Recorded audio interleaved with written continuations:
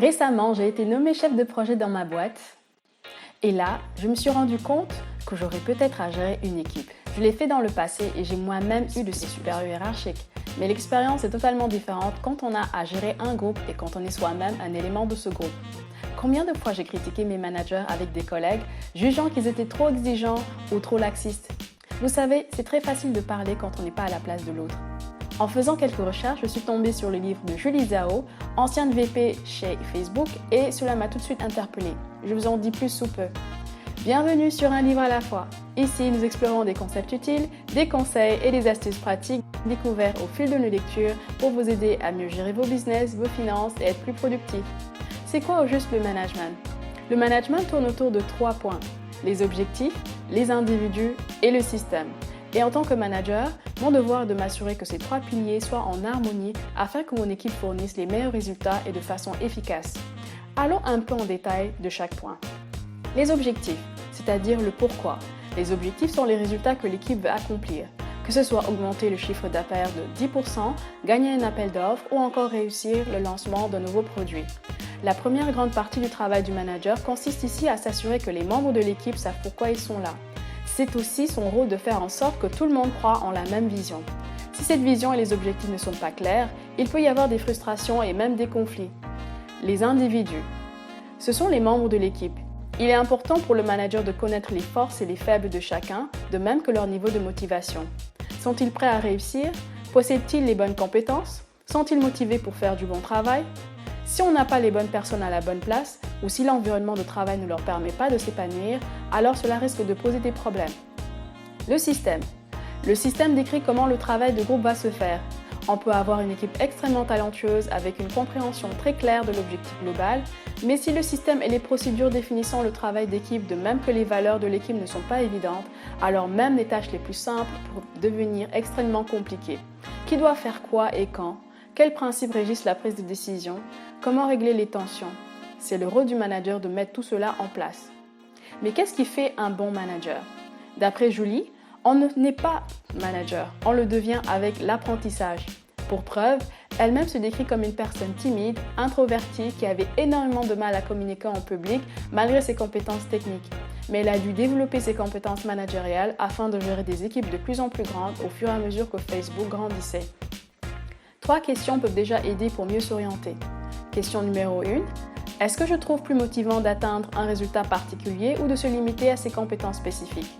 En tant que manager, vous êtes jugé sur les résultats de votre équipe, donc votre travail va consister à faire tout ce qu'il faut pour les aider et à être plus productif et efficace. Si l'équipe manque de compétences clés, vous allez devoir consacrer votre temps à la formation ou au recrutement, ce qui laisse peu de place au développement de la stratégie. Prenons l'exemple d'un directeur d'hôpital et d'un chirurgien. Le directeur qui a le rôle de manager doit s'assurer que l'hôpital soit financièrement rentable, que le personnel soit dans de bonnes conditions, que les patients soient satisfaits ou encore que l'approvisionnement du matériel soit adéquat. D'un autre côté, le chirurgien, lui, va plutôt se concentrer sur ses compétences, c'est-à-dire la chirurgie. A priori, le reste, c'est-à-dire tout ce qui est comptabilité, ressources humaines ou approvisionnement, c'est pas vraiment de son ressort. Et cet exemple peut s'appliquer à d'autres industries. Question numéro 2. Est-ce que j'aime parler avec les gens? Une grande partie de la responsabilité du manager va consister à veiller à ce que les personnes de son équipe puissent s'épanouir et que les clients et partenaires soient contents. Cela signifie qu'écouter et parler avec eux fera partie intégrante du travail. Question numéro 3. Puis-je apporter de la stabilité dans une situation émotionnellement difficile? Parce que le management est une question de personnes et que chaque personne a ses propres expériences, ses motivations, ses espoirs, ses peurs. Les managers doivent aussi gérer ça et souvent avoir des conversations difficiles afin que le travail se fasse convenablement. À moins qu'on soit un tyran ou un dictateur, on doit être en mesure de booster et de motiver les membres de son équipe dans les moments compliqués. Maintenant, comment soutenir son équipe? Tout d'abord, comprendre la motivation des gens. Est-ce qu'on a les mêmes objectifs? Est-ce qu'il y a des problèmes qui peuvent être résolus dès le départ? Bâtir une relation de confiance. Assurez-vous qu'ils soient à l'aise de se confier sans être jugés. Et parallèlement qu'on peut leur donner des feedbacks sans qu'ils ne le prennent personnellement. Le respect, cela va de soi. Respecter et prendre soin de son équipe et pouvoir aider quand il le faut. D'ailleurs, elle donne 2 astuces intéressantes. Quand un membre de l'équipe a un problème en particulier, au lieu de lui dire quoi faire, c'est de lui permettre de trouver lui-même la solution. Dans la plupart des cas, ce collègue a une meilleure compréhension de la situation. L'autre exemple, Lors des meetings à deux, plutôt que de se concentrer sur ses propres besoins, il serait bien de donner le lead aux collègues et de se concentrer sur ce qui peut l'aider à progresser dans ses fonctions. 7 autres conseils pertinents relevés dans le livre. Conseil numéro 1, il est important pour le manager d'être transparent et honnête sur les performances de chaque membre de son équipe. Aucun membre ne doit se demander « mais qu'est-ce que mon boss pense de moi ?» Conseil numéro 2, admettre ses erreurs. Personne n'est parfait et les managers ne font pas exception.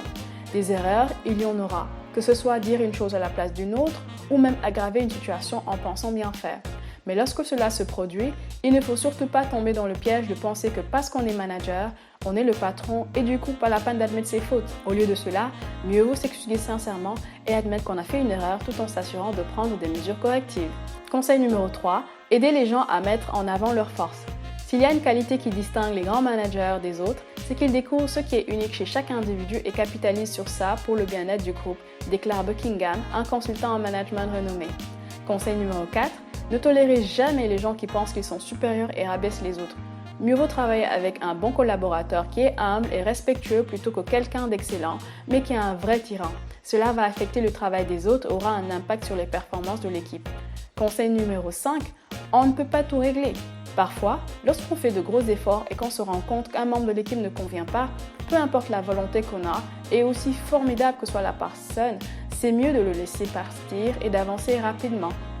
Souvent, on a tendance à avoir tellement de sympathie pour certains éléments de son équipe qu'on peut fermer les yeux sur des aspects qui peuvent porter préjudice au groupe.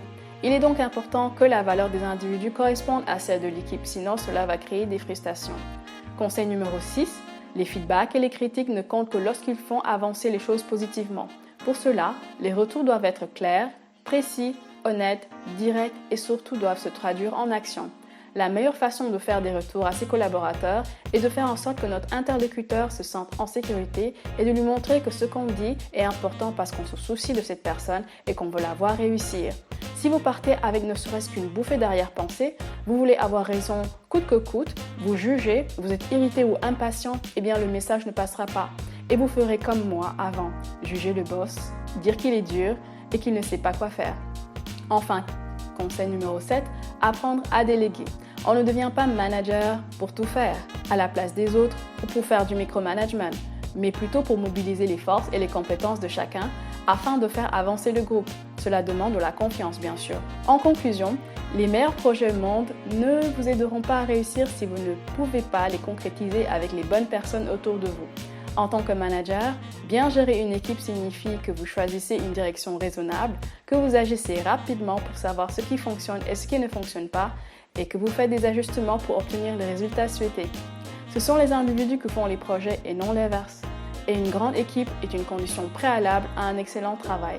Et tout dépend du manager qui gère. Et vous, pensez-vous être un bon manager ?